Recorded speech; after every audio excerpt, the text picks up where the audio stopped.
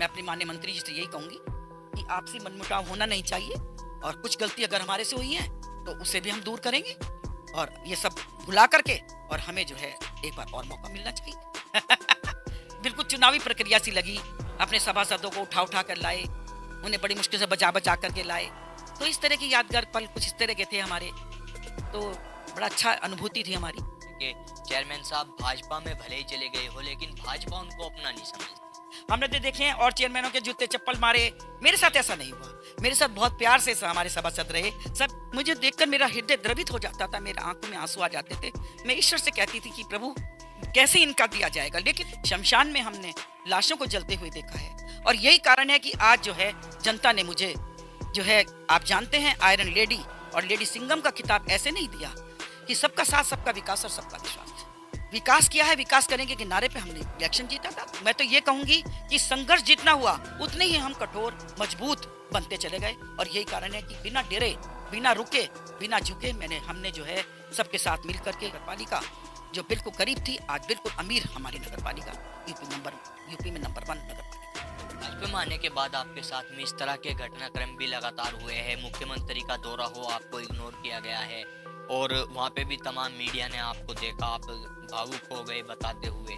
तो मुझे ये लगता था कि बताओ, एक मेरे आने से अगर खुशी है तो क्या बात है, मैं इनकी समस्याओं को सुनूं, इनसे रूबरू हूं, इनके पास जाऊं, इनको, और जितना हो सकता था आप ये समझ लीजिए कि वो सब कार्य कराए गए हैं। लेकिन जैसे ही महिला सीट हुई तो आप ये समझ लीजिए कि पूरी जनता और आप लोग सब यही कहते हैं कि नहीं मैडम आपको आना चाहिए। से अभी इस तरह की चर्चाएं भी लगातार सामने आ रही हैं कि चेयरमैन साहब को भाजपा में जो है अनदेखा किया जा रहा है, इस बार टिकट भी मिलने की उम्मीदें नहीं हैं, और ये इस तरह की लोग कमेंट्स कर रहे हैं कि घर वापसी चेयरमैन साहब कर सकती है, कांग्रेस का दामन दोबारा से थाम सकती है। देखिए, ये तो आप सब जानते हैं कि कुछ आपसी मनमुटाव है, वो किसी जग से छुपा नहीं रह गया है। तो उसमें ये नहीं कि सर्वे सर्वा वो ही है, ऐसा नहीं, मैं नहीं मानता। बहुत आश्चर्य हुआ कि मैं बीजेपी की चेयरमैन हूँ और एक गलत तरीके से जो है पावर जो है हमारी सीज कराई गई। हो सकता है मुझ में कुछ कमियां हो, मैं ये नहीं कहती कि सब सर्वगुण संपन्न तो कोई नहीं होता है। मैं जो है सिसोदिया जी के पास अपना बायोडेटा दे आई हूँ। उसके बाद मैं माननीय संजीव बालियान जी के पास गई, मंत्री जी के पास, इधर मैं माननीय कपिल देव जी के पास गई, विजय शुक्ला जी के पास गई। मैं सबके पास जो मेरा कर्तव्य है मैं पूरा करूँ, क्योंकि हमारे जो है माननीय मंत्री जी हैं, मेरे पूजनीय हैं, मेरे माननीय हैं, और मैं उन्हें मानती हूँ कि चेयरमैन बनना इतना मुश्किल है, मैं बन गई। ये जो आप बता रहे हैं कि मन मुटाव वाली जो स्थिति, राजनीतिक मन मुटाव उसको कह सकते हैं, तो ये कैसे दूर किया जा सकता है? आपकी तरफ से हमारे माध्यम से कोई मैसेज किस तरह से पहल की जाए? कि मुझे पता है जिस टाइम मैं कोरोना काल में बाहर थी तो उस टाइम जो यही कहा गया कि कांग्रेस की चेयरमैन है वो सड़कों पर हैं, उन्हें अपनी पार्टी में लीजिए आप। स्वागत है एक बार फिर से सभी दर्शकों का इंडिया प्लस न्यूज के स्पेशल प्रोग्राम जीवन परिचय के इस एपिसोड में। जीवन परिचय में आज हमारे साथ मुजफ्फरनगर के बड़े उद्योगपति परिवार की बहू और संघर्ष का दूसरा नाम और मुजफ्फरनगर के निवर्तमान चेयरमैन अंजू अग्रवाल जी मौजूद हैं। इनसे जानने की, समझने की कोशिश करेंगे इनके जीवन के संघर्ष के बारे में, और जिस तरह से बुलंदियों पर ये लगातार चेयरमैन पद का पद इन्होंने हासिल किया और लगातार सुर्खियों में बनी रहती हैं, इनके जीवन के बारे में है। चेयरमैन साहब, बहुत बहुत स्वागत आपका इंडिया प्लस न्यूज। धन्यवाद Tanveer Malik ji. India plus news में आपके उसमें जो है मैं बोल रही हूँ, इसमें आपका स्वागत है। मैम, सबसे पहले आपके जीवन के बारे में हम जानना चाहेंगे। अंजू अग्रवाल को जो इस समय हमारे दर्शक देख रहे हैं, जो चेयरमैन मुजफ्फरनगर की आप हैं, मुजफ्फरनगर के लोग आपको चाहते हैं, तो अपने जीवन के बारे में बताएं। कहाँ पे जन्म हुआ, कहाँ पे आपकी पढ़ाई हुई?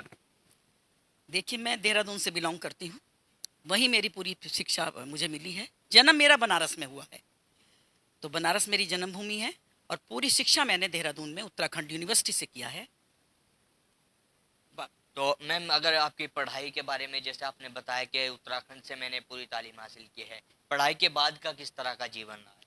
बस पढ़ाई के बाद जब शादी हुई तो हम मुजफ्फरनगर में एक प्रतिष्ठित घराने ताराचंद मूलचंद ज्वेलर्स के यहाँ हमारी शादी हुई।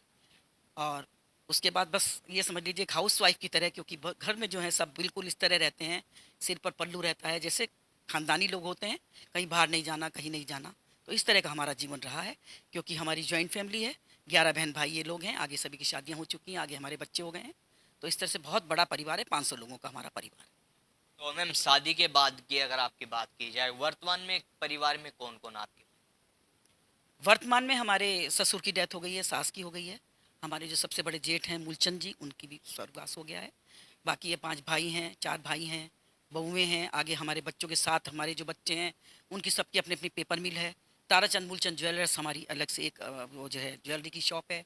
इसके अलावा स्टैंडर्ड स्टील वर्क्स है, हम जो मेरे हस्बैंड करते हैं। इस तरह से हमारे व्यवसाय हैं।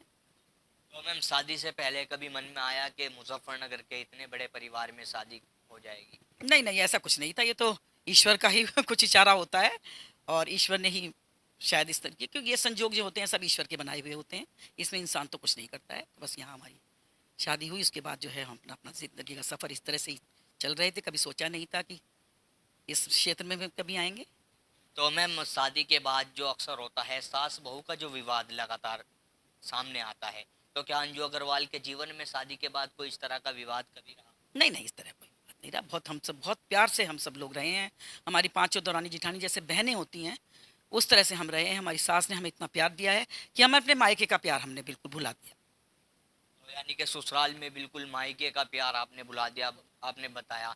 तो मैम जैसे शादी से पहले मुजफ्फरनगर उस समय जो लगातार नाम मुजफ्फरनगर का जिस तरह से सामने आता था, तो जब शादी की बात हुई तो मन में आया कि मुजफ्फरनगर ये तो वही वाला मुजफ्फरनगर है। नहीं, नहीं, ऐसा कुछ नहीं था, क्योंकि हमें तो कभी हम भी वहाँ पर भी हमारे पापा नौकरी ज़रूर करते थे, इंजीनियर थे इरिगेशन में। लेकिन हमने कभी ऐसा नहीं, सपने हमारे ये नहीं थी कि गाँव है या शहर है, कुछ नहीं। जहाँ फादर ने कहा कि शादी है तो वहाँ होनी है। बड़ों का हमेशा हमने रेस्पेक्ट किया, वही हमने रेस्पेक्ट अपनी ससुराल में आकर के भी दिया है। तो मैम आपके पर्सनल परिवार की अगर बात की जाए तो कितने बच्चे आपके हैं? और मेरे 2 लड़के हैं और 1 लड़की है। लड़की बॉम्बे में मैरिड है और एक बेटा यहीं पर रहता है जिसकी अग्रवाल पेपर मिल है, और दूसरा बेटा बरेली में है, उसकी जो है रामाश्यामा पेपर मिल है। तो मैम आपके हस्बैंड की अगर बात की जाए तो वो क्या किस चीज़ का उनका बिजनेस अलग से है? और वैष्णव स्टील के नाम से उनकी स्टील की फैक्ट्री है, जो क्या कहते हैं मेरठ रोड पर है। तो मैम अब आपके राजनीतिक सफ़र के बारे में हम बात करते हैं। आपके बारे में हमने जो जानकारी जुटाई है, पता चला है कि आपका चुनाव लड़ने का कोई मन नहीं, अचानक से आपको आपके ससुर साहब की कॉल जाती है कि आप तमाम काम छोड़कर आ जाएं और आज से पर्चा आपको भरना है, चुनाव लड़ना है। और जानकारी में ये भी आया कि आप उस समय यहाँ पे मौजूद भी नहीं थे।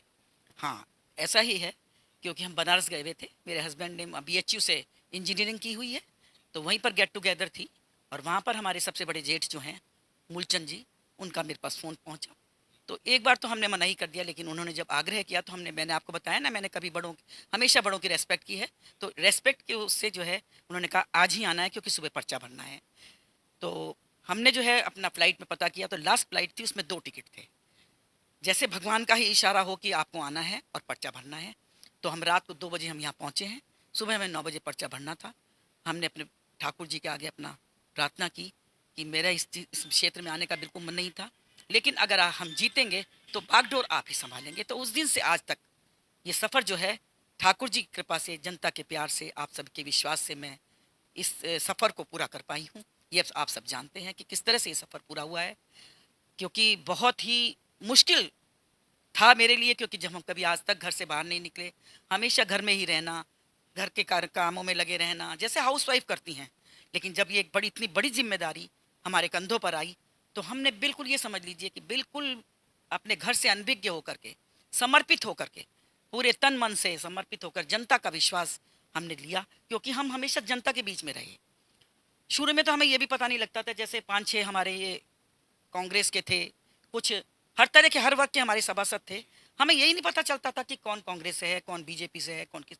हमेशा सबको लेकर के अपने साथ हम चले हैं, और ये समझ लीजिए कि इस सफ़र में सभी का सहयोग, मुझे जनता का प्यार, अपने माननीय सभासदों का प्यार, आप सभी का प्यार मुझे मिला, और इसीलिए मैं इस पर चलती चली गई, और बहुत ही अच्छे वोटों से मैं जीती थी। जबकि यहाँ पर मैंने, कांग्रेस ने मुझे सिंबल दिया था, कांग्रेस ने मुझे टिकट दिया था, हम कांग्रेस से जो है हम लड़े थे, और मैं 12,500 वोट से मैं यहाँ पर जीती थी। तो इस जीत में भी जनता का प्यार, जनता का विश्वास, और हो सकता है क्योंकि इससे पहले 5 साल में मेरा भतीजा पंकज अग्रवाल जो चेयरमैन के पद पर थे, उसके बाद फिर मुझे बुलाया गया।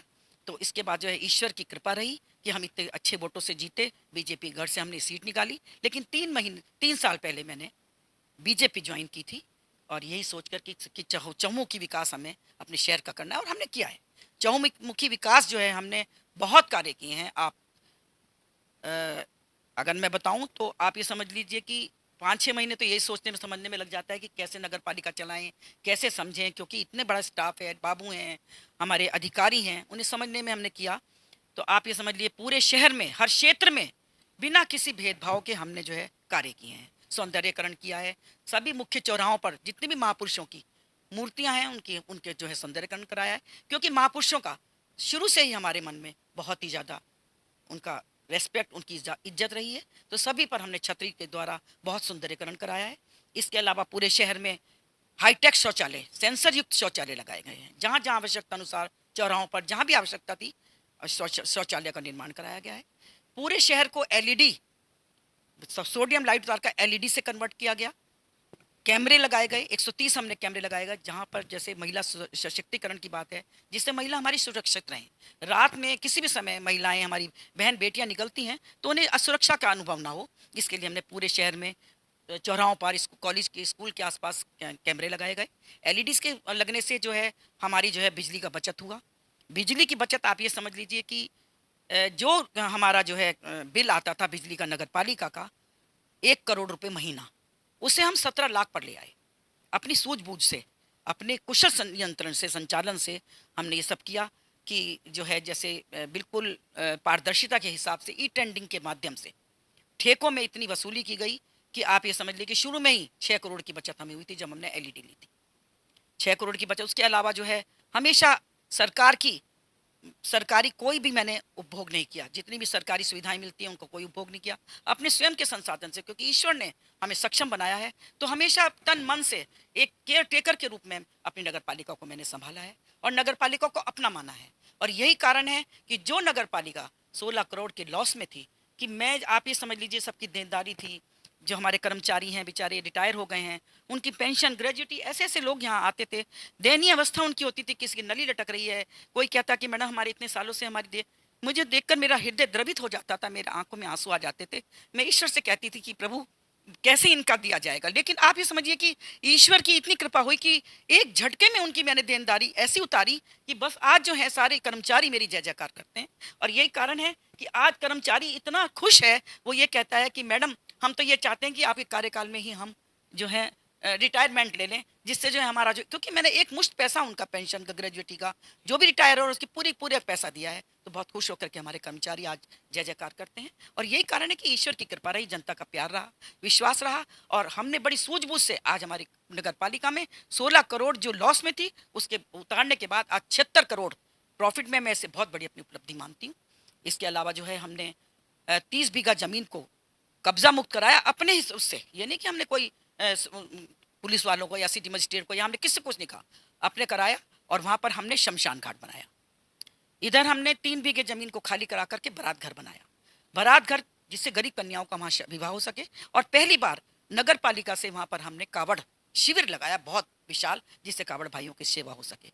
इसके अलावा जो है जगह जगह हमने पार्कों का निर्माण, और बहुत सुंदर 2 पार्क बनाए, जिसमें कि हमने म्यूजिकल फाउंटेन और बच्चों के पार्क, जिम, ओपन जिम, और इस तरह का एक पाथवेज बनाया कि जो आजकल बहुत लोगों के घुटनों में, कमर में दर्द रहता है, तो वहाँ वॉक करेंगे तो उन्हें बहुत आराम का अनुभव होगा। तो इस तरह को सब चीज़ों को लेकर जनहित में सब कार्य किए हैं। वाटर कूलर लगाए हैं जिससे जनता को ठंडा जल जो है गर्मियों में मिल सके। ओवरहेड टैंकों को साफ कराने के लिए आप ये समझिए बाहर की टेक्निक से इस तरह के ओवरहेड टैंक जो ZPS टैंक होते हैं उन्हें साफ कराया गया। और क्या कहते हैं, अपने अब कोरोना काल में आप ये देखिए, जिस समय सब अपने घर में थे उस समय हम कोरोना काल बिल्कुल सड़कों पर थे, क्योंकि ईश्वर की दी हुई जिंदगी है। हमने यही कह दिया था कि ईश्वर ने जब जिंदगी दी है तो वो जब लेना चाहेंगे ले लेंगे। मेरा कर्तव्य है कि मैं जो हूँ बाहर निकलूं। और यही कारण था कि जब मैं सड़कों पर थी तो मेरे अधिकारी कर्मचारी मेरे साथ कंधे से कंधा मिलाकर मेरे साथ चल रहे थे। शमशान में हमने लाशों को जलते हुए देखा है। इक्का दुक्का आदमी बेचारा घबराया हुआ पीपी किट में बैठा हुआ था कि मैडम हमारे पर भी सैनिटाइज कर दीजिए। इतने घबराए हुए वो लोग थे। तो मैंने सब मंजर देखा है और अपने ही संसाधन से हमने जो है तलीझाड़ नाले साफ कराए। कोरोना काल में ये जो सैनिटाइज का जो केमिकल होता है ये अपने ही हमने दिया, और 8 बार पूरे शहर को एक एक कोना सैनिटाइज कराया, जिससे कि हमारी नगर पालिका को लाखों की बचत हुई। कम व्यय करके और अधिक आय करके ही हमने इतना जो है नगर पालिका को अमीर बनाया है। ऐसे नहीं बनती है, क्योंकि ये सब अपनी सूझबूझ से पहले होमवर्क करती हूँ, फिर जा करके निकलती हूँ, जनता के बीच में रहती हूँ। और यही कारण है कि आज जो है जनता ने मुझे जो है, आप जानते हैं, आयरन लेडी और लेडी सिंघम का खिताब ऐसे नहीं दिया, क्योंकि मैं जनता के बीच में रही, जनता का प्यार, जनता का विश्वास। और आज उन्हीं की आवाज़ है कि मुझे वो ये कहते हैं कि मैडम आप एक बार फिर, क्योंकि महिला सीट हुई है, हम आपको ही चेयरमैन के रूप में देखना चाहते हैं। तो जनता के अगर मर्जी है और ईश्वर का इशारा है तो हम जरूर चुनाव लड़ेंगे। और पार्टी अगर हम इस काबिल समझेगी तो मैं आपसे मतलब विश्वास दिलाती हूँ कि जीती हुई सीट निकाल कर देंगी। और अगर वो विश्वास करते हैं तो हमें टिकट देंगे और हम लड़ेंगे जरूर। तो मैम, ये जिस तरह से आपने बताया, जो कांग्रेस का आपका कार्यकाल था, भाजपा में आपको आना पड़ा, आपने कहा कि भाजपा में आने के पीछे का जो कारण था वो विकास कार्य कैसे हम ज़्यादा से ज़्यादा करा सकते हैं, ये आपने बताया। तो आप किस तरह का अंतर मानते हैं अपने कांग्रेस के कार्यकाल में और भारतीय जनता पार्टी के जब आप आ गए उसके बाद? देखिए, मैं कांग्रेस में भी मुझे बिल्कुल ये लगता ही नहीं था कि बीजेपी है या कांग्रेस है। कभी पार्टी वार्टी के बारे में मैंने नहीं सोचा। मैंने सबको अपना माना। जैसे कि हमारी सरकार का नारा है, बीजेपी सरकार का, कि सबका साथ, सबका विकास और सबका विश्वास। मैं शुरू से उसी को लेकर चली थी। ये नहीं कि मैं कांग्रेस में थी तो मैं कांग्रेस में, ऐसा नहीं है। सबका साथ, सबका विकास और सबका विश्वास। विकास किया है, विकास करेंगे के नारे पे हमने इलेक्शन जीता था। लेकिन हम सब वर्गों को, ये हिंदू, मुस्लिम, सिख, ये हमने कुछ नहीं, हमने ये नहीं लगा कि हम कांग्रेस में हैं, लेकिन ये लगता था कि फंड कम आ रहा था, हमारे मंत्री जी थे दो दो, तो हमने सोचा सबके साथ सहयोग करके हम अपने जो जितना विकास हो रहा है इससे चहुमुखी विकास और चौगुना होगा। तो हमने जो है बीजेपी ज्वाइन 3 साल पहले की थी। और उसमें भी हमें तो कुछ ऐसा फर्क नजर नहीं आया। इतना जरूर रहा कि संघर्ष ही जीवन है। संघर्ष तो हमें हमेशा आते हैं, कांग्रेस में रहते हुए भी आए, इसमें भी रहते हुए आए। लेकिन मैं तो ये कहूंगी कि संघर्ष जितना हुआ उतने ही हम कठोर, मजबूत बनते चले गए। और यही कारण है कि बिना डरे, बिना रुके, बिना झुके हमने जो है सबके साथ मिल करके, सबके सहयोग से पूरे शहर में चौमुखी विकास किया है। वो आपसे कहीं छिपा नहीं रहा है। आपने भी देखा होगा। आप अब देखिए, महाराजा अग्रसेन का पार्क हमने अपनी नगर पालिका के प्रांगण में बनाया है, जिसका अभी मतलब पार्क बन गया है, मूर्ति अभी रह गई है। आप ही देखिए, हमारी नगर पालिका का सभा कक्ष कैसे जर्जर की अवस्था में था, 75 साल पुराना था। आज उसे देखेंगे तो इतना खूबसूरत उस हमने जो है सभा कक्ष बनाया है। मैंने कहा था, जो भी कहती हूँ करके करती हूँ, कि मैं अपनी नगर पालिका को मिनी सचिवालय बनाऊंगी। तो आज आप देखिए, पूरे पूरे बिल्डिंग में कोटा स्टोन बिछाया जा रहा है। सारे जो हमारे महापुरुष हैं उनकी सौंदर्यकरण आप देखिए। छत मतलब आप ये समझिए कि हम माल्यार्पण नहीं कर पाते थे, तो हमें माल्यार्पण करने के लिए हमने ऐसा सुंदर सौंदर्यकरण किया है कि जिससे जो है चारों तरफ काफी लोग खड़े हो जाएं और माल्यार्पण कर सकें। इन सब चीज़ों को देखते हुए नगर पालिका का स्कूल देखिए आप। नगर पालिका के स्कूल में हमने बहुत, जहाँ वो जर्जर, क्योंकि 100 साल पुराना वो स्कूल है, तो हमने वहाँ पर भी जो है काफ़ी काम किए हैं। और उसमें जो है हमने वाटर कूलर है, टॉयलेट्स हैं, और ये जो भी सुख सुविधाएं हैं। जब फर्श वर्श खराब थे, कमरे खराब थे, एक हॉल बनवाया है, गेट बहुत खराब था, उस तरह से करा करके 1 करोड़ की लागत से हमने वहाँ पर भी कार्य किए हैं। इस तरह से काफ़ी कार्य करने के बाद, विकास कार्य करने के बाद, आज हमारी नगर पालिका जो बिल्कुल गरीब थी, आज बिल्कुल अमीर हमारी नगर पालिका यूपी में नंबर 1 नगर पालिका है। संघर्ष के बारे में आपने बात की है। मैम, संघर्ष की अगर बात की जाए तो कुछ लोगों की इस तरह की प्रतिक्रियाएं आपको लेकर आती हैं कि चेयरमैन साहब भाजपा में भले ही चले गए हो, लेकिन भाजपा उनको अपना नहीं समझती। देखिए, ये हो सकता है जनता को लगता हो, और कुछ इस तरह के होते हैं। आप सब जानते हैं कि कुछ मतभेद होते हैं, वो चलते ही रहते हैं, क्योंकि राजनीति में पसंद नापसंद ये सब चलती रहती है। तो मैं तो इसमें कुछ नहीं कहना चाहूँगी। और लगता है जनता को कि नहीं अपना पाए हैं, तो मुझे ऐसा नहीं लगता, क्योंकि मैं तो हमेशा ही अपने कार्य में, मैंने हमेशा समाज की सेवा के उद्देश्य से कार्य किया है, ना कि पॉलिटिक्स कि अपना आपको पॉलिटिकल माना है। लेकिन सब कहते हैं कि ये पॉलिटिकल सीट है तो सीट है तो सीट है, लेकिन मैंने हमेशा समाज की सेवा की, और वो ही मैं अब आगे भी अगर मुझे मौका मिलेगा तो दोबारा मैं जनता की सेवा के लिए आऊँ। भाजपा में आने के बाद आपके साथ में इस तरह के घटनाक्रम भी लगातार हुए हैं। मुख्यमंत्री का दौरा हो, आपको इग्नोर किया गया है, और वहाँ पे भी तमाम मीडिया ने आपको देखा, आप भावुक हो गए बताते हुए। हाँ, वो हमने तभी ज्वाइन की थी। हमें उम्मीद थी, क्योंकि ये प्रोटोकॉल कहता है कि नगर की चेयरमैन अगर हैं तो वो उन्हें रिसीव करने के लिए हेलीपैड पे भी जाएंगी और उन्हें वहाँ पर भी बुलाया जाएगा। लेकिन हो सकता है कुछ भी अंडरस्टैंडिंग रही हो, हम गए, हमें नहीं जाने दिया गया, हमें वहाँ पर भी रोक लिया गया। तो जब मीडिया हमसे रूबरू हुई तो हमारा दिल भर आया। मीडिया ने हमसे पूछा, क्या आप बीजेपी छोड़ेंगी? मैंने कहा नहीं, क्यों छोड़ेंगे, ये तो सब मान सम्मान की बात है। नहीं मिला सम्मान, कोई बात नहीं, ऐसे कोई बीजेपी छोड़ेंगे कोई? हम तो उनकी नीतियों से बहुत प्रभावित थे। और मैं बिल्कुल ये समझ लीजिए कि अपनी पार्टी के लिए पूरी तरह से समर्पित हूँ, तन मन से। बिल्कुल कोई कुछ भी कहता रहे ना कहता रहे, हमने कार्य किया है, करेंगे। और जो है आगे भी हमें मौका मिलेगा अगर हम जरूर करेंगे। हमें ऐसा नहीं लगता है कि, क्योंकि ये रुकावटें बाधाएं आती ही रहती हैं, ये मार्ग ही आप ये समझ लीजिए कांटों भरा है, कुछ में कहीं ज़्यादा होता है कहीं कम है। और हमें अगर ज़्यादा भी अगर रुकावटें आई तो हम तो बहुत स्ट्रांग हुए हैं। आप देखिए ना, मैं क्या थी एक बिल्कुल हाउस वाइफ सिंपल होते हुए, आज आप ही लोगों ने मुझे लेडी सिंगम का नाम दिया है, तो कुछ मतलब लगा होगा जनता को। ये बिल्कुल अगला सवाल यही होने वाला था, ये लेडी सिंघम और आर्यन लेडी, इसके पीछे की क्या कहानी है, ये कैसे आपको हासिल? ये तो आप ही बताएंगे मुझे, मैं तो खुद नहीं जानती। हो सकता है कि मेरे काम से, क्योंकि मैं जनता के बीच में जब मैं देखती थी कि जनता मुझे ये कहती, जैसे मैं किसी के वार्ड में गई और बस वो इतने खुश होते थे कि मैडम हमारे वार्ड में काम हो या ना हो आप आ गई ना, हमें इतनी खुशी। तो मैं उनके जब चेहरों पर खुशी देखती थी तो मुझे एक अच्छी अनुभूति होती थी। मैं ये सोचती थी चलो भाई घर में क्या है, अपने घर से बिल्कुल बेखबर, क्योंकि बहू है बेटा है उन्होंने घर संभाला हुआ है, बहू है बहुत होशियार है पूरे घर का कार्य संभालती है, तो मैं अपना सुबह से लेकर रात तक अपना निकलती आती थी, मुझे बेखबर रहती थी मैं। ये कहीं ना कहीं एक जनप्रतिनिधि के लिए एक अलग चीज हो जाती है कि जनता के लगातार इस तरह की जो चीजें हैं वो सामने आती है कि जी हमने अपने चेयरमैन को देखा ही नहीं चुनाव के बाद। ये भी रहा होगा, क्योंकि लगा ना कि जब जब मुझे मतलब आप ही समझिए बुला के तो ले गए मुझे कि मैडम ये काम नहीं वो काम नहीं, वो सब भूल गए मुझे देखकर, इतने खुश हुए। तो मुझे ये लगता था कि बताओ एक मेरे आने से इन्हें अगर खुशी है तो क्या बात है, मैं इनकी समस्याओं को सुनूं, इनसे रूबरू हूं, इनके पास जाऊं, और जितना हो सकता था आप ये समझ लीजिए कि वो सब कार्य कराए गए हैं। यही कारण है कि आज शहर की जनता मुझे पसंद करती है और लेडी सिंगम और आयरन लेडी का मुझे खिताब दिया गया है। इसके लिए मैं पूरी जनता का आभार व्यक्त करती हूँ दिल से कि वो मुझे इतना पसंद करते हैं कि दोबारा मैंने बिल्कुल विचार छोड़ दिया था, क्योंकि जनरल सीट आ गई थी तो ये सोचा था कि छोड़ो अब नहीं।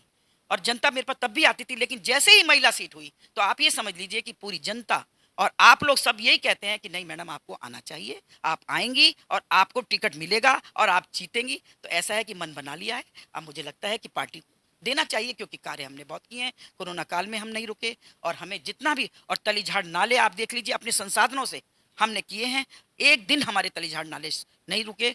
आप ये समझिए कोरोना काल में जिस टाइम बंद था क्योंकि लॉकडाउन लग जाता था, उस टाइम हमने पूरे पूरे नालों में अपनी जेसीबी मशीन उतारकर हजारों जो है डंपर शिल्ट निकलवाई गई। तो आज जो है जनता प्रशंसा करती है कि मैडम कोरोना काल में भी आपका काम नहीं रुका, और अपने संसाधनों से, ये नहीं कि हमने जो है एक्स्ट्रा बर्डन अपने सरकार पर डाला हो, ऐसा हमने नहीं। मैम, आपके कार्यकाल में अगर बात की जाए तो आपको क्या लगता है कि क्या सबसे ज्यादा समस्या सामने आई है जो शहर के अंदर आपने देखा हो कि ये इस तरह की समस्या सबसे ज्यादा है और उसका हल के निकाला हो या अभी प्रयास जारी? समझ नहीं आया क्वेश्चन दोबारा। मतलब किस तरह की सबसे ज्यादा परेशानियां, किस तरह की समस्या शहर की सबसे ज्यादा सामने आई कि ये गलियां नहीं है, सफाई नहीं, किस तरह की वो ज्यादा चीजें रही? देखिए सफाई सबसे बड़ा जो है उद्देश्य है लोगों का कि सफा होना चाहिए। जैसे हम green clean and unique city की बात करते हैं तो उसमें सबसे पहला आता है कि हमारी सफाई, पेयजल, स्वच्छ जल, निर्मल जल जनता को मिले। इसके लिए जो है हमने सारे ओवरहेड टैंकों की जो सफाई कराई है। आप ये समझ लीजिए कि बाहर की एक टेक्निक मशीन मंगाई गई जिसने हाई प्रेशर दे करके, जो कभी आज तक साफ नहीं हुए थे ओवरहेड टैंक में, मैंने देखा काई जमी हुई थी। मैं बेशक उसमें जो है दवाई डलवाती थी, उसमें जो ब्लीच वगैरह डलवाते थे हम, लेकिन फिर भी मुझे संतुष्टि नहीं होती थी। मैंने जब ओवरहेड टैंक को देखा तो उसमें काई जमी हुई थी। हमने बाहर से जो है एक नई टेक्निक के द्वारा ओवरहेड टैंक और जेडपीएस साफ कराए, और कुछ हो गए हैं, कुछ होंगे। अब जो आगामी हमारी जो योजनाएं हैं नगर पालिका की, वो उसमें यही है कि बिल्कुल शहर को, जनता को जो है बिल्कुल निर्मल स्वच्छ जल मिले। उसके अलावा जो हमारे यहाँ जो कूड़ा प्लांट है, ये जो हमारा क्या कहते हैं A to Z प्लांट है, ये हमने संचालन करने के लिए पूरा दिया हुआ है। वो संचालित है, 300 मीट्रिक टन हमारे निकलता है कूड़ा, लेकिन वो जो है किसी कारणवश छोड़कर चले गए, लेकिन चलेगा। और हमने 8 कॉम्पैक्टर मंगाए हैं, जो कि मैंने बताया था 40 ढलाव घर है, इन्हें समाप्त करना है। 8 ढलाव घरों को हम ऐसे लगाएंगे कि बिल्कुल आपको कूड़ा कहीं दिखाई नहीं देगा। ये हमारे कॉम्पैक्टर आ चुके हैं, ये लगाने हैं। ये आगामी हमारी योजना है। तो जैसे अभी इस तरह की चर्चाएं भी लगातार सामने आ रही हैं कि चेयरमैन साहब को भाजपा में जो है अनदेखा किया जा रहा है, इस बार टिकट भी मिलने की उम्मीदें नहीं हैं, और ये इस तरह की लोग कमेंट्स कर रहे हैं कि घर वापसी चेयरमैन साहब कर सकती है, कांग्रेस का दामन दोबारा से थाम सकती है। नहीं, देखिए जिस बार एक पार्टी में हम आ गए हैं तो हम ऐसा नहीं करेंगे, और इस पार्टी में भी हमें बुलाया गया है, हम आए हैं, ससम्मान हम काम कर रहे हैं, लेकिन इग्नोर कर रहे हैं तो कर रहे हैं, हमें हमें नहीं लगता। और ये तो लोकल की ही है, ऊपर तो हमारी बहुत ज़्यादा प्रशंसा है। हमें नहीं लगता कि हमें टिकट नहीं मिलेगा, मिलेगा। देखिए ये तो आप सब जानते हैं कि कुछ आपसी मनमुटाव हैं, वो किसी जग से छुपा नहीं रह गया है। तो उसमें ये नहीं कि सर्वे सर्वा वो ही है, ऐसा नहीं, मैं नहीं मानती हूँ कि सर्वे सर्वा वो ही है। वो आगे मेरी किस्मत है और ईश्वर का अगर जैसे पहले आशीर्वाद रहा है ऐसा रहेगा तो टिकट जरूर मिलेगा मुझे, नहीं तो कोई बात नहीं। मैम, लड़ेंगे जिस हम जरूर। जिस तरह से आपके कार्यकाल में आपके सामने लगातार आपकी जांचें कराई गई, आप पे रिपोर्टें कि इनकी जांच कराई जाए, आपने उसका डट के सामने किया, तो किस तरह का वो संघर्ष आप मानती हैं और उन लोगों के लिए क्या कहना चाहते हैं जो लगातार आपको जो है कहीं ना कहीं दबाने की कोशिश में लगे थे? देखिए ऐसा है कि ये सब राजनीति में चलता है, लेकिन हमारे साथ मतलब मुझे भी बहुत आश्चर्य हुआ कि मैं बीजेपी के चेयरमैन हूँ और एक गलत तरीके से जो है पावर जो है हमारी सीज कराई गई, और जिसके लिए हमने बहुत संघर्ष किया। और संघर्ष के बाद हमारे को माननीय उच्च न्यायालय ने बहुत अच्छा इंसाफ हमें दिया, उसके बावजूद भी नहीं माना। इसमें क्या हुआ, जनता का नुकसान हुआ, किसी और का नहीं हुआ, क्योंकि हमने जो है 135 टेंडर किए थे, 40 करोड़ के लगभग काम होने थे। हमें अगर हमारी पावर सीज कर दी गई थी तो ये काम करा देने चाहिए थे, शासन को प्रशासन को, जैसे भी इसमें जनता से जुड़े हुए अगर कोई कार्य हैं, जनहित के कार्य हैं, उन्हें रोकना, मतलब मैं तो इसे सोचती हूँ कि ये गलत हुआ है। और ये सब घटिया राजनीति के चलते होता है, और ये हर जगह ही है और कुछ यहाँ ज़्यादा है। हो सकता है मुझ में भी कुछ कमियाँ हों, मैं ये नहीं कहती कि सब सर्वगुण संपन्न तो कोई नहीं होता है, मुझसे भी कुछ गलतियाँ हुई होंगी, लेकिन यह है कि ये तो सब चलता रहता है। और लगता है कि जो है पार्टी तो मुझे अगर मेरा काम देखेगी तो देना चाहिए। और महिला हूँ और 2 बार से हमारे पास जो है ये चेयरमैन की सीट रही है, तो आगे भी जो है मैं हाई कमांड से यही कहूँगी कि अगर हमारा काम देखेंगे तो टिकट मिलना चाहिए। और यहाँ की लोकल की राजनीति से तो देखिए जो जो हमारा कर्तव्य था मैं करके आई हूँ। मैं जो है सिसोदिया जी के पास अपना बायोडेटा दे आई हूँ। उसके बाद मैं माननीय संजीव बालियान जी के पास गई, मंत्री जी के पास, इधर मैं माननीय कपिल देव जी के पास गई, विजय शुक्ला जी के पास गई, मैं सबके पास जो मेरा कर्तव्य है मैं पूरा करूंगी। मैं उसमें ये नहीं, क्योंकि हमारे जो है माननीय मंत्री जी हैं, मेरे पूजनीय हैं, मेरे माननीय हैं और मैं उन्हें मानती हूँ। अब वो अलग है कि ये थोड़ा सा आपसी मतभेद है, मुठभेड़ है, तो चलता ही रहता है। जैसे कहा जाता है कि वैसे तो नगर पालिका का जो इंटरफेयर होता है वो पूरा लखनऊ से जुड़ा होता है, लेकिन मुजफ्फरनगर में जो है चीज़ें अलग हैं।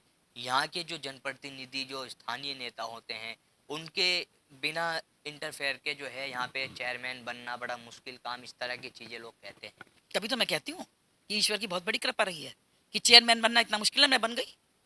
तो ये मेरा ईश्वर का ही तो मेरे ऊपर हाथ है कि मैंने जो है इन सब बातों के होते हुए भी मैंने जो है सीट को निकाला। 2 बार हमने सीट निकाली है, उसके बाद बीजेपी हमने ज्वाइन की है, उसके बाद हमें बीजेपी भी मिल गई है, लेकिन उसके बाद जो है यहाँ पे थोड़ा सा इस तरह का है, तो मैं तो इसे तो कुछ जैसे ये जो आप बता रहे हैं कि मन मुटाव वाली जो स्थिति, राजनीतिक मन मुटाव उसको कह सकते हैं, तो ये कैसे दूर किया जा सकता है आपकी तरफ से, हमारे माध्यम से कोई मैसेज किस तरह से पहल की जाए? मैं तो यही कहती हूँ कि मनमुटाव होना नहीं चाहिए, क्योंकि अगर मैं काम करूंगी या मैं अगर मुझे मौका मिलेगा या चेयरमैन कोई भी अगर नगर पालिका का काम करता है तो जो है तारीफ जो है वो हमारे मंत्री जी की भी होंगी दोनों की, क्योंकि कार्य जो है नगर पालिका से जुड़ा हुआ, क्योंकि जितने भी मूलभूत सुविधाएं हैं जनता की वो सारी नगर पालिका से जुड़ी हुई होती हैं। अगर वो कार्य हो रहे हैं तो तारीफ तो इनकी होगी ऊपर लखनऊ में, क्योंकि मुझे पता है जिस टाइम मैं कोरोना काल में बाहर थी तो उस टाइम जो यही कहा गया कि कांग्रेस की चेयरमैन है वो सड़कों पर हैं, उन्हें अपनी पार्टी में लीजिए आप। तो देखिए फिर ये तो सब ऊपर से भी हाईकमान भी देख रहे हैं कि हम क्या कर रहे हैं क्या नहीं कर रहे हैं, तो ये तो सब सबको पता है। और ये मैं अपने माननीय मंत्री जी से यही कहूँगी कि आपसी मनमुटाव होना नहीं चाहिए, और कुछ गलती अगर हमारे से हुई है तो उसे भी हम दूर करेंगे, और ये सब भुला करके और हमें जो है एक बार और मौका मिलना चाहिए। तो मैम, अभी जैसे आपने कहा अभी निकाय चुनाव अब नज़दीक है, अब एक तरह से जो चुनाव लड़ने वाले जो एक बड़ी फहरिस्त भाजपा में इस समय महिलाओं के सामने आ रही हैं, तो आपको भारतीय जनता पार्टी अगर मौका अब देती है तो मुजफ्फरनगर की जनता को क्या नई चीज़ें मिलने वाली है? देखिए बहुत काम रुके हुए हैं। हमने एक सीएनजी जो जो हमारा पेट्रोल पंप है सीएनजी का, ये हमें लगाना है अपने नगर पालिका, क्योंकि इससे जो है हमारे जितने भी वाहन हैं, हमने नए वाहन बहुत लिए हैं पहले भी हैं, वो सब वाहन भरे जाएंगे। क्योंकि मैंने देखा कि जो पेट्रोल का बिल है बहुत ज़्यादा आता है, मैंने उसे भी कम कराया, क्योंकि ये जो भ्रष्टाचार थोड़ा रहता ही है उसको भी कम करा करके इसी तरीके से हमने अपनी नगर पालिका को अमीर बनाया है। तो दिमाग में ये आया था कि हम इसको बनाएं, जबकि इसका ये हमारा सब कुछ चल चुका है, फाइल जा चुकी है कमिश्नर साहब के पास, वो ओके होने वाला था। तो इस बीच हमारे जो है कार्यकाल भी खत्म हो गया, 8 महीने हमारी पावर भी सीज रही है, कार्य नहीं करने दिया गया, कार्य नहीं हुए, तो वो एक अलग बात है। इसके अलावा हमने 5 लेबर सेंटर, जो बेचारे मजदूर बाहर से आते हैं, कुछ को मिल जाती है रोजगार, कुछ को नहीं मिलता है, बेचारे निराश होकर के जाते हैं, थक हार जाते हैं, तो उनके लेबर सेंटर बनाया जाएगा। उसमें पंखे की सुविधा, पानी की सुविधा, एक कैंटीन बनाई जाएगी जिससे बहुत कम रेट पर उनको सब कुछ मिलेगा, चाय नाश्ता खाना भी हो सकता है प्रोवाइड किया जाए। तो 5 लेबर सेंटर हमें बनाने हैं। 2 इलेक्ट्रिक हमें बसें लेनी हैं, जो एयर कंडीशन बसें होंगी, जिसमें जो है जनता को सुविधा मिले, क्योंकि वो है नहीं यहाँ पर। इसके अलावा जो हमने शमशान घाट बनाया है, उसमें हमने 2 फ्रीज़र जिसमें शवों को रखते हैं, और अंतिम शव वाहन यात्रा के लिए जो हमने अंतिम शव वाहन लिए हैं, तो उसका वो काम रह गया है। उसमें जो है, जो जनता गरीब है, नहीं मतलब बेचारी ले सकती है फ्रीज वगैरह, तो उनके जो है फ्री में या बहुत कम रेट पर हम उसको प्रोवाइड कराएंगे। एक हमने अपनी नगर पालिका के एम्बुलेंस लिए, जिसमें जो है सभी जितने भी गरीब हैं वो अपना एम्बुलेंस में जा सकें, आ सकें। तो इस तरह का कार्य है। और इसके अलावा जो है पीस लाइब्रेरी, सबसे बड़ा मुद्दा है हमारा पीस लाइब्रेरी का। उसमें हमें बहुत ही सुंदर कॉम्प्लेक्स बनाना है, और वो कॉम्प्लेक्स बहुत जल्दी बन के तैयार होगा, क्योंकि हमने उसका पूरा का पूरा नक्शा बना लिया, एक वो बनेगा। और 4 जो हमारे 5 मेन वो है ना द्वार, उन पर सरकार की जो नीतियों के संदेश होते हैं, उनको लिखने के लिए बहुत सुंदर हमने द्वार का एक पूरा नक्शा बना लिया, जो पीपीपी मॉडल पर तैयार कराए जाएंगे। तो कम खर्च में जो है हम इस तरह की जो है बड़ी सूझबूझ से ये कार्य करेंगे। इसके अलावा जो है ये जो कॉम्पैक्टर ये लगाए जाएंगे, प्लांट को चलाया जाएगा। और गौशाला एक तो हमारी है ही बहुत अच्छी, जिसमें सारे जो हैं कैंसर हैं, मतलब जो है आप ये समझ लीजिए, जो जो गौवंश हैं, जब उनको देखती हूँ तो बहुत हृदय द्रवित हो जाता है। किसी के कैंसर है, किसी के ट्यूमर है, किसी की टांग जख्मी है, कोई चल नहीं सकती, तो इतनी अच्छी हमने वहाँ पर जो है एक टीम लगाई हुई है डॉक्टर्स की, जो उनका इलाज करती है। खाने पीने का पूरा इंतजाम है, सफाई के लिए पूरी हमने वहाँ टीम छोड़ी हुई है। तो इस तरह से बहुत अच्छी गौशाला चल रही है। एक गौशाला का निर्माण हम जो हमने वो बनाया है शमशान घाट, उसमें भी हम एक गौशाला का करने जा रहे हैं। तो उसका भी हमारा पूरा का पूरा टेंडर भी हो चुका है, या हमें परमिशन और लेनी थी उसकी। इसके अलावा जो हमारा शमशान घाट है, उसके बाहर हम नगर पालिका की दुकानें बनाएंगे, जिससे कि जो बाहर की बाहर खर्चा जो है वो पूरा हो सके। और जो है जितनी ये हमें एसएस की बेंचें हमने काफ़ी लगवा दी हैं और लगवाएंगे। पार्कों का सौंदर्यकरण, जितने भी वार्डों में पार्क हैं, उनमें फव्वारे लगा के सौंदर्यकरण किया जाएगा। और 1-2 पार्क जो रह गए हैं, जैसे महात्मा गांधी पार्क है, वो कराना है पूरा। तो इस तरीके से मुख्य सड़कें हमने बना दी हैं काफ़ी। हर मतलब आप समझ लीजिए हर क्षेत्र में गुणवत्ता परक जो है सड़कें बनाई हैं। इससे जो है विश्वास सरकार के प्रति बढ़ा है जनता में, क्योंकि हमने बिल्कुल खड़े होकर के सड़कों को जो है, मुख्य सड़कों को, कोई भी सड़क हो, हमने सब गुणवत्ता परक कार्य किया है। ई टेंडरिंग के माध्यम से पारदर्शिता करते हुए बिल्कुल अपनी नगर पालिका को 100% बिल्कुल आप ये समझ लीजिए ऐसा बना दिया है, और 100% वसूली हो रही है। यही कारण है कि आज इतनी अमीर नगर पालिका हमारी है। जी बिल्कुल, देखिए मैडम, बहुत अच्छी योजना आपने तैयार की है, हमारी शुभकामनाएं आपके साथ हैं। जीवन का कोई ऐसा यादगार पल आपके रहा हो जो यादगार बनकर रह गया हो, कोई ऐसा घटनाक्रम हुआ हो? यादगार पल, हाँ देखिए ऐसा है, एक तो मेरी मीटिंग सब बहुत बहुत अच्छे से, बताइए, एक मेरी बहुत बड़ी अपॉर्चुनिटी है कि मैं एक तो सबका जो देय था वो मैं उतार चुकी हूँ। कोई देय नगर पालिका पे नहीं है, और बहुत अमीर पालिका है। दूसरे ये है कि कोई मीटिंग, बोर्ड की मीटिंग मेरी फेल नहीं हुई। और 1-2 मीटिंग में तो बस आप ये समझ लीजिए कि ऐसे हमने की है जैसे चुनाव लड़ रहे हों। ये जो आज ये कौन सा होता है ये उम, बिल्कुल चुनावी प्रक्रिया सी लगी। अपने सभासदों को उठा उठा कर लाए, उन्हें बड़ी मुश्किल से बचा बचा करके लाए। तो इस तरह की यादगार पल कुछ इस तरह के थे हमारे। तो बड़ा अच्छा अनुभूति थी हमारी, लेकिन हमारी कोई मीटिंग फेल नहीं हुई। कभी सोचा था मैडम, एक हाउसवाइफ, एक इतने बड़ी फैमिली में आप अचानक से चेयरमैन बनना पड़ गया, उसके बाद जिस तरह से आपने भी बताया कि चेयरमैनों को उठा उठा कर लाकर मीटिंग, सभासदों को उठा उठा कर लाना, उनके साथ मीटिंग करना, लगातार मनमुटाव की स्थिति पैदा रहती है। वो रहती है। देखिए ये तो सभासदों में ये चेयरमैन और ये सब तो चलता है, हर जगह चलता है। हमने तो देखे हैं और चेयरमैनों के जूते चप्पल मारे। मेरे साथ ऐसा नहीं हुआ। मेरे साथ बहुत प्यार से हमारे सभासद रहे, सभी थे उसमें, मुस्लिम थे। अब आप ये देखिए, जब मैं बीजेपी ज्वाइन करके आई तो मुझे बिल्कुल उम्मीद नहीं थी कि मेरे मुस्लिम भाई सभासद मेरे पास होंगे। यहाँ सारे मेरे मुस्लिम भाई बुके लेकर खड़े थे मेरा स्वागत करने के लिए। मुझे अंदर से इतनी अच्छा लगा कि बताइए, मैं बीजेपी ज्वाइन करके आ रही हूँ, मेरे मुस्लिम भाई मेरा स्वागत। तो ये सब जो है ईश्वर की कृपा है, जनता का प्यार है, और मैं जनता के बीच में रही तो मुझे सबका विश्वास, सबका प्यार मुझे मिला। मुजफ्फरनगर की जनता के लिए कोई मैसेज? बस मैं यही कहूँगी कि एक बार एक मुझ पर फिर विश्वास करें, क्योंकि महिला सीट हुई है और जनता का ही आवाज़ है, और अगर मिलती है तो करेंगे। और जो भी मूलभूत सुविधाएं हैं, जो भी जनता को मुझसे उम्मीदें हैं, आशाएं हैं, आकांक्षाएं हैं, जैसे पहले कहा था वैसे ही बिल्कुल करेंगे ना। मैं मतलब मैं कभी ये नहीं कि मेरी कथनी और करनी में फ़र्क है।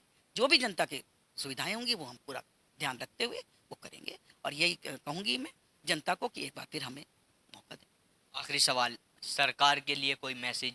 जो टिकट का समय हो रहा है वो आपको क्यों टिकट दे, कोई अपील, कोई ऐसी चीज जो सरकार से भी यही अपील करूंगी कि आप मतलब जो ग्राउंड लेवल पर आकर के मेरा काम दिखवाइए, क्योंकि जो काम किए हैं वो किससे छिपे न रहे हैं।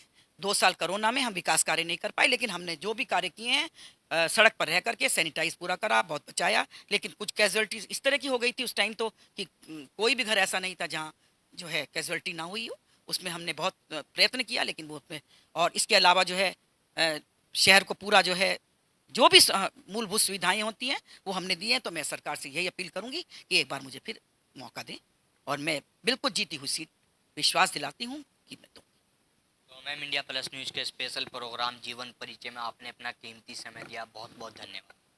धन्यवाद तनवीर मलिक जी, और इंडिया प्लस की ओर से मैं आपका बहुत बहुत धन्यवाद करती हूँ।